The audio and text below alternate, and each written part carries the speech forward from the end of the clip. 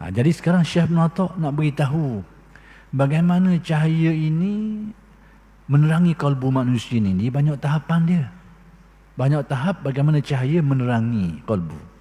Maka kata Syekh Ibn Atta', ada cahaya-cahaya ilahi itu, hidayat-hidayat itu, hanya diizinkan oleh Allah untuk sampai ke hati saja. Luar pagar je. Tak dah masuk ke dalam. Ada fungsinya seperti itu. Dan ada beberapa nur ilahi ini, yang lain lagi ini, diizinkan oleh Allah untuk masuk ke dalam, boleh masuk sampai ke dalam cahaya. Bagaimana ini? Tengok huraian dia. Baik, nur ilahi yang sampai ke hati saja ni, sampai ke pagarnya ataupun pintu je, dah masuk dalam. Tetapi tidak masuk ke dalam. Maka orang yang mendapat nur ini masih dapat melihat Tuhan dan dirinya. Begini, orang yang dapat nur ini, kalau dalam hal makrifat kau, dia boleh kenal Tuhan dia nampak, dia pandang kepada keesaan Tuhannya, dan dalam masa yang sama dia pandang kewujudan dirinya sebagai makhluk yang bergantung harap kepada Allah Subhanahu Wa Taala. Ibarat kau tak dah masuk ke dalam rumah, duduk luar ni, jadi dia tahu dalam tu ada benda dalam, dan dia tahu dia duduk luar rumah. Jadi dia kenal lah rumah tu. Dia kenal rumah, tapi dia kenal diri dia duduk luar rumah ni. Ibarat kau, kalau dalam hubungan dengan Allah Ta'ala, dia kenal tentang keesaan Allah. Dalam masa yang sama, dia kenal juga diri dia ni hamba yang berpaut bergantung harap ke dia. Dia kenal. Kemudian dapat melihat Tuhan dan dirinya. Itu maksudnya. Melihat Tuhan dan dirinya. Dalam hati dia ada keyakinan Allah Ta'ala lah Tuhan yang sebenar-benar. Dia yang Maha Esa, Dia yang Maha Kuasa, Dia Maha Berkehendak. Dia nampak dengan pandangan kalbu keyakinan dia tu. Allah lah Tuhan yang sebenar-benarnya. Bahawa kekuasaan dia lah yang sebenar-benarnya. Kehendak ketentuan dia lah yang sebenar-benarnya. Keluasan ilmunya itu meliputi segala-galanya. Dialah yang sebenar-benar mengetahui segala-galanya. Dialah yang Maha Esa, dialah yang bersifat dengan sifat kesempurnaan. Dia kenal. Tapi dalam masa yang sama, dia nampak kat diri dia ni, bahawa aku ni makhluk ciptaan dia, bergantung dengan dia, bergantung harap dengan dia. Dia kenal diri dia. Dia tengok dua. Kalau kita nak buat tamsilan yang lain lagi, tamsilan sesuatu benda dengan bayang dia. Hak pertama ni dia tengok satu benda dan dia tengok bayang. Jadi dua-dua dia tengok. Benda hak asal tu, barang hak asal tu dia tengok, dia kenal barang tu. Tapi bayang bagi bayang tu pun dia tengok juga. Dia tengok dua-dua sisi sekali. Okey. Dunia dan akhiratnya, dia pandang kepada akhirat dengan penuh keyakinan. Tapi dia tengok juga kepada kehidupan dunia yang dia sedang hidup sekarang ni. Dia tengok juga. Akhirat pun dia tengok, pandangan yakin dia tu. Dunia pun dia tengok juga. Allah Ta'ala pun dia tengok dengan pandangan hati dia. Makhluk dan dirinya pun dia tengok juga. Ini cahaya ni, orang yang tengok pasal ni, dalam tasawuf disebut cahaya yang hanya sampai ke kalbu, tapi tak masuk ke dalam lagi. Maksudnya, bila hidayat Allah Ta'ala ni sampai ke peringkat ni, sampai kepada pintu hati, tapi belum menyelam ke dalam kalbunya, itulah keadaan diri dia. Dia memandang kepada keesaan Allah. Dan masa yang sama, dia juga sedar tentang diri makhluknya ni, yang bergantung harap kepada Allah. Dah masuk dalam guna pula. Masuk dalam ni pula ni. Baik. Tak habis lagi cerita tadi tu. Yang ni cinta dunia dan cinta akhirat. Dia ada belaka dua-dua tu. Kasih yakin kepada akhirat dan cinta kepada akhirat ada dalam hati dia. Ada ingat kepada dunia dan cinta kepada dunia pun ada juga. Itu masuk dia pandang dua-dua tu. Pandang ke akhirat dengan penuh keyakinan, dia tak ragu akhirat. Setiap orang akan balik situ belaka. Setiap orang akan menerima habuang situ belaka. Dia yakin dan dia nak balik dalam keadaan baik. Dia nak. Tapi dalam masa yang sama, dia pun pandang dunia dia ni juga. Dia pun ada keinginan terhadap kebaikan-kebaikan di dunia juga. Ada dua-dua tu. Inilah orang yang nur sampai ke hati. Tapi belum masuk sampai ke dalam. Itu keadaan dia. Kalau dia pandang kepada Allah, dia yakin adanya Allah. Bahawa Allah Ta'ala itu bersifat dengan segala sifat kesempurnaan. Ada keyakinan tu. Tapi dalam masa yang sama, disedar juga aku ni sebagai hamba Allah. Yang perlu berusaha buat tu, berusaha buat ni, kena cari jalan tu, tengah jalan ni. Dia nampak. Tapi keyakinannya kepada Allah ada juga. Kesedaran terhadap diri dia sebagai makhluk yang perlu berusaha ada juga. Ada dua-dua. Baik, cinta diri dan cinta Tuhan ada dua-dua. Ada pautan hati kepada Allah sebagai Tuhan dan sedar tentang diri dia ni yang masih hidup, yang perlukan kepada penjagaan, perlukan itu. Maka dua-dua tu ada kesedaran mereka. Dia ada pautan hati terhadap Allah, ada dalam hati dia. Kesedaran terhadap diri dia dan keperluan-keperluan yang perlu dia penuhi untuk diri dia pun dia sedar juga. Dia tahu Allah Ta'ala yang maha kuasa, yang memberi rezeki, dan dia lihat diri aku ni makhluk, perlu rezeki, kena cari lagi. Dia nampak belaka dua-dua tu. Allah Ta'ala yang menentukan, mentakdirkan, aku ni disuruh berusaha mencari jalan.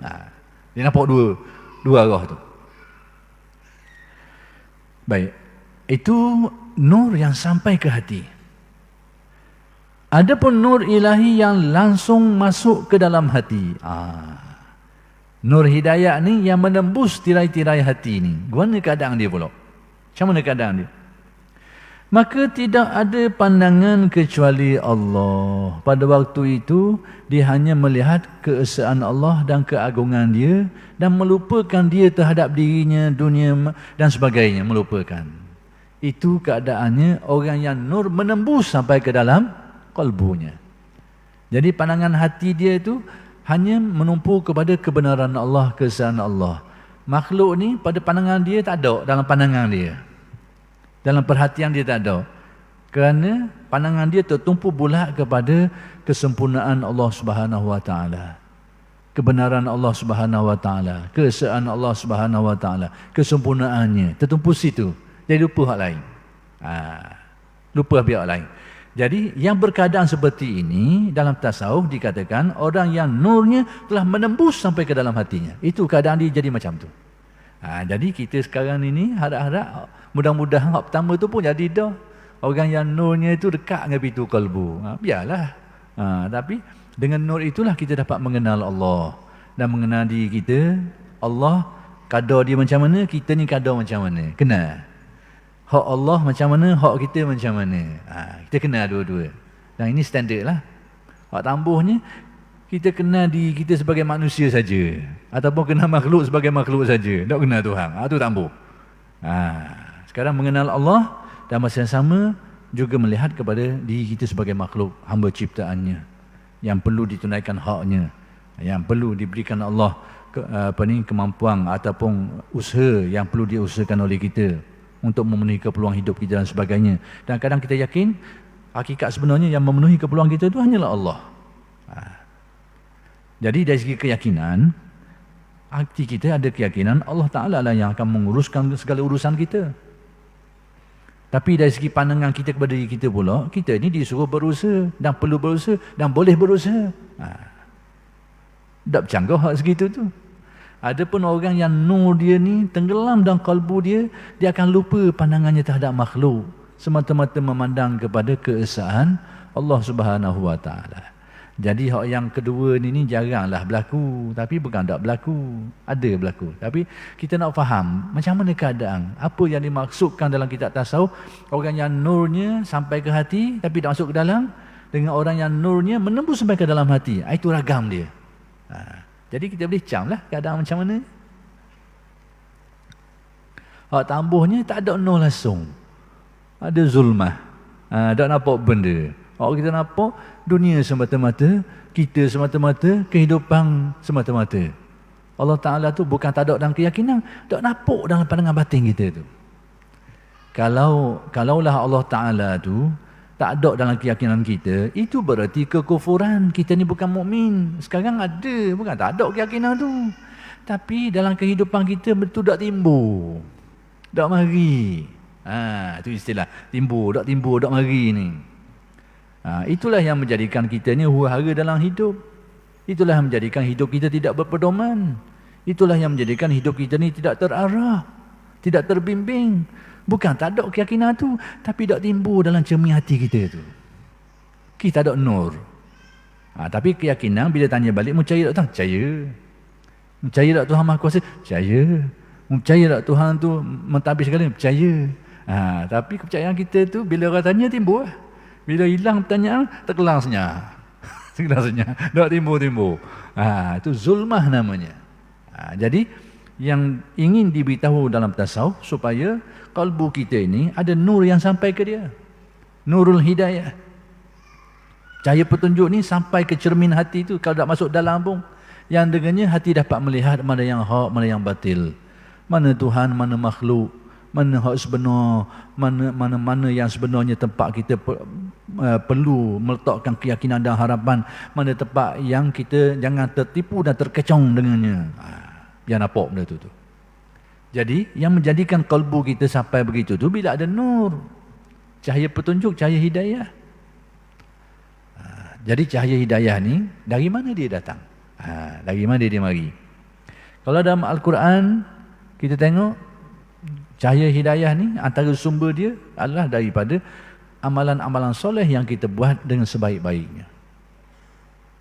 Walladzina jahadu fina lanahdiyannahum subulana.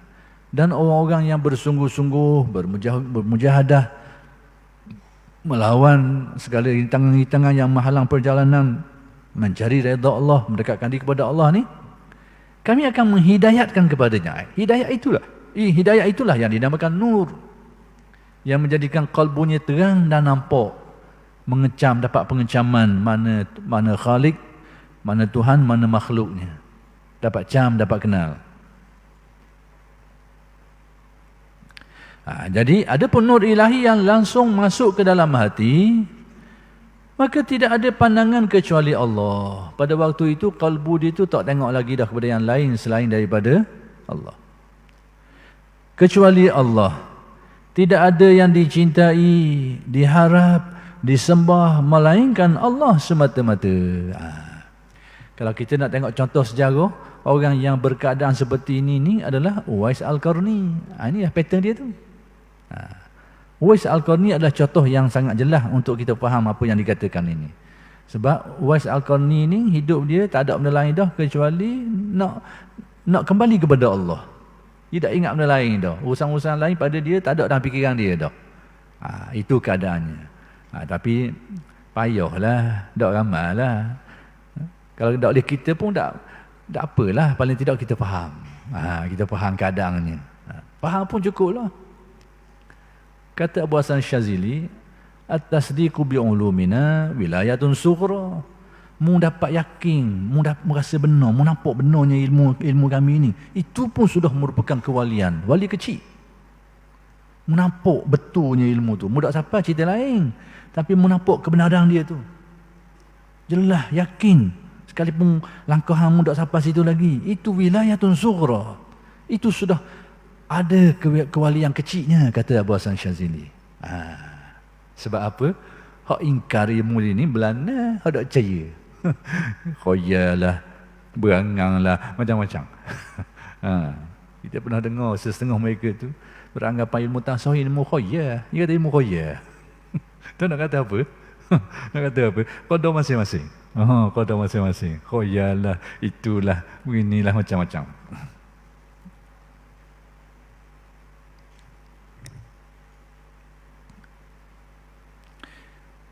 Dia anggap sebagai hidup di alam fantasi. Macam-macam. Hidup dalam khayalan. Dia hendak pijak di bumi nyata. Dia anggap khayalan lah. Sedangkan kita sendiri sedia maklum bahawa dasar agama kita adalah kepercayaan terhadap perkara gaib. Perkara gaib ni perkara hendak pijak bumi lah. Hendak pijak di alam nyata ni. Itu panggil gaib. Pijak alam nyata ni itu kenyataan hidup, realiti, alam syahadah. Apabila nur iman masih di luar hati, duduk luar lagi, maka orang masih cinta Allah dan dunia. Dia ada dua-dua. Keyakinan terhadap Allah pun ada, keinginan untuk hidup, untuk mencapai kebaikan dalam hidup pun ada. Cinta dia kepada Allah pun ada, cinta kepada kehidupan duniawi pun ada. Itu nur yang sedang sampai kepada hati, tapi tak masuk ke dalam lagi. Tetapi apabila nur iman menembus ke dalam hati, bila hidayah ni masuk menembus ke dalam hati, maka hanya cinta kepada Allah, tidak ada lainnya.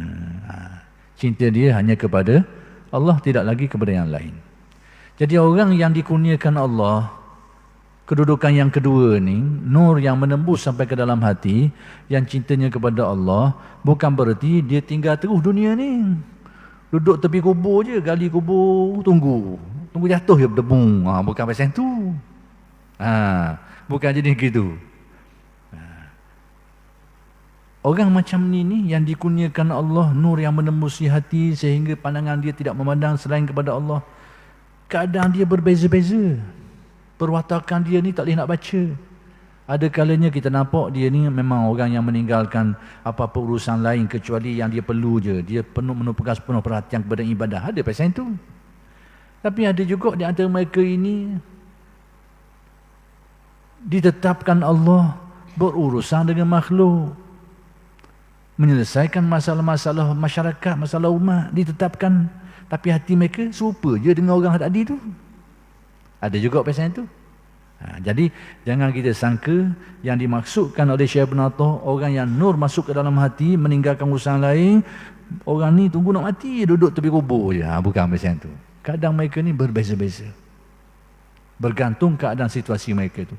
Ada yang di antara mereka ni tak berkait dengan urusan orang lain, tak ada kewajipan-kewajipan lagi yang tertentu ke atas mereka, maka mereka tumpulah perhatian kepada ibadah. Tapi ada di antara mereka ini yang terkait dengan mereka ini kewajipan-kewajipan lain yang perlu mereka tunaikan, yang perlu mereka selesaikan, maka mereka ini berkecimpung badan mereka ini bersama manusia. Tetapi kalbu mereka ini kekal dengan keadaan yang tadi itu. Sebab itu kata ulama tasawuf, dalam definisi yang diberikan oleh sebahagian mereka itu, sufi ini kainun wa bainun. Kainun, orang yang kalbu dia sentiasa merasa berhubungan dengan Allah. Wa bainun, terpisah daripada makhluk. Itu salah satu kita boleh terjemuh macam tu, boleh juga. Ataupun kainun, orang yang badan mereka ni bersama dengan makhluk. Wabainun, tapi kalbu mereka terpisah dari mereka ni. Badan dengan orang, tapi hati mereka itu tidak seperti itu. Dia pasal itu. Ini sufi. Kainun wabainun. Jadi saya nak kabarnya supaya jangan ada orang beranggapan seperti yang Syekh Ibn Athah ni kabar, bila mereka ni dikurniakan Allah nur menembus ke dalam kalbu mereka ni, lalu kehidupan mereka ni tinggal habis kehidupan tunggu nak mati ya, betul-betul. Tidak juga. Kenapa? Kerana keadaan-keadaan tadi. Jadi kita balik pada takrif yang saya sebutkan tadi tu, ada di antara ahli tasawuf ni, dia kata sufi ni kainun wa bainun. Kainun, kalbu mereka ni sentiasa berhubungan dengan Allah, tak putus. Wa bainun, dan terpisah hati mereka daripada memandang kepada makhluk. Ataupun kainun, badan mereka ni bersama dengan makhluk, duk gaul dengan orang ni. Wa bainun, tapi kalbu mereka ni terpisah daripada mereka. Badan saja mereka, tapi hati mereka ni sentiasalah berhubungan dengan Allah. Itulah kata-kata, di sinilah kita boleh faham kata-kata Al-Imam Junaid Al-Baghdadi radhiyallahu anhu. Apa kata dia? Dia kata orang duk sangka aku ni bercakap dengan mereka, padahal aku 30 tahun dah duk cakap dengan orang. Nak faham ke mana gitu? Orang ingat aku cakap dengan orang, memang aku cakap dengan orang sungguh. Dan orang tu ingat aku cakap dengan dia, rupanya tak. 30 tahun dah aku duk cakap dengan orang. Pelik ni bahasa ni. Tak apalah, itu bahasa pelik. Dah tinggallah bahasa tu. Saya sekali boleh lah selit sikit-sikit bahasa pelik-pelik gini ni.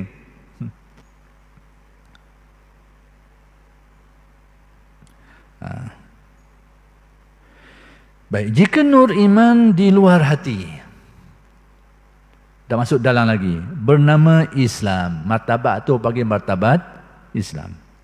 Dan jika masuk ke dalam hati, barulah bernama iman. Baru dipanggil martabat iman. Bukan berarti dia tidak beriman, jangan salah faham. Ini istilah. Martabat Islam, orang yang nur imannya duduk luar, tapi sudah masuk ke dalam kalbu dia, tapi belum masuk ke dalam ke dalam, kata orang, dalam inti dia tu. Jadi jangan pula kita salah tafsir. Oh, kalau gitu dia tak beriman lagi lah. Jangan gitu pula dah. Dia sudah mukmin. Tapi mukminnya itu disebut sebagai tasdik, membenarkan, meyakini. Sebab apa dia membenarkan, meyakini? Sebab ada dalil-dalil yang meyakinkan tentang keesaan Allah dan sifat-sifat kesempurnaannya itu. Dia yakin, tak ragu adanya Allah. Tentang Allah Ta'ala bersifat dengan sifat yang sempurna, bahawa dia ni tidak ada permulaannya, tidak ada kesudahannya.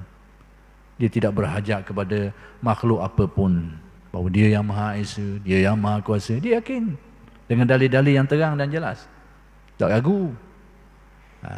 Tapi bila dia ingat benda tu, bila dia sebut ingatlah, bila tak sebut tergelak. Tergelak. Jadi yang gini ni jangan kata tidak beriman. Dia sudah beriman, tapi imannya maqam tasdik, dia membenarkan. Macam kita learn ni lah, kita percaya semua tu. Tapi bila kita berurusan dengan orang, habis dah lupa benda tu. Lupa. Bukan tak ada, lupa.